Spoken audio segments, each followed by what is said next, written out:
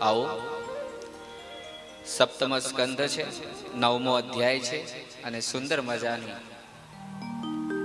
પ્રહલાદજીએ ભગવાનની સ્તુતિ કરી છે. પ્રહલાદ ઉવાચ બ્રહ્માદય સુરગણા મુનયોથ સિદ્ધા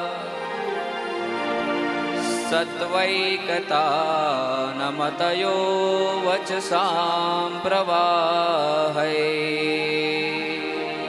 આરાધિતું ગુરુગણે રઘુના પિપેપ્રો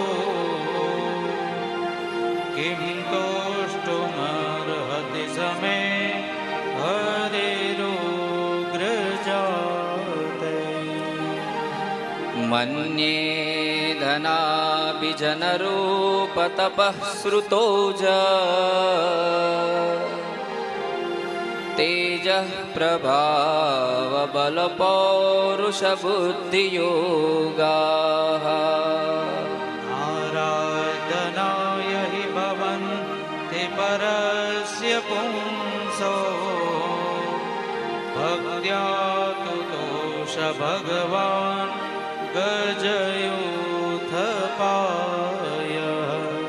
પ્રહલાદજી કહે છે કે પ્રભુ મને સમજાતું નથી.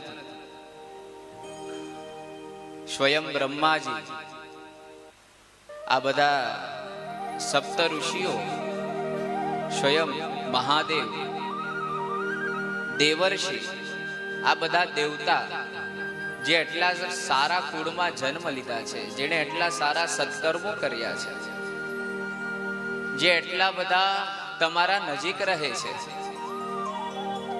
તેનાથી પણ તમે શાંત ન થયા તો હું તો એક રાક્ષસ કુળમાં મેં જન્મ લીધો છું, હું રાક્ષસ જ છું. અમારા વડવાઓએ કઈ સારા કર્મો નથી કર્યા, તો મને નથી સમજાતું કે તમે મારાથી કઈ રીતે શાંત થશો. પ્રહલાદજી ત્યારબાદ કહે છે, પ્રભુ મને એમ લાગે છે કે તમને પ્રસન્ન કરવા માટે કોઈ સારા કુળની કે સારા વર્ણની, સારા રૂપની, તેજની, બલની, યોગની, સાધનાની જરૂર પડતી નથી, મને એવું લાગે છે. પ્રહલાદજી બીજા શ્લોકમાં કહે છે. બ્રહ્માજીએ તો કેટલું તપ કર્યું, દેવતાઓ તો કેટલા સુંદર રૂપાળા હોય, બલવાન હોય, તપસ્વી હોય, યોગીઓ હતા, ઋષિઓ હતા, સાધકો હતા. પણ પ્રભુ મને એમ લાગે છે કે તમને પ્રસન્ન કરવા માટે અને તમને પ્રાપ્ત કરવા માટે ભક્ત્યા તુતોષ ભગવન ગજયુથપાય, કેવલ એક જ માર્ગ શ્રેષ્ઠ છે અને એ ભક્તિ છે. અને એ ભક્તિના માર્ગ દ્વારા જ હાથીએ પણ તમને પ્રસન્ન કર્યા હતા.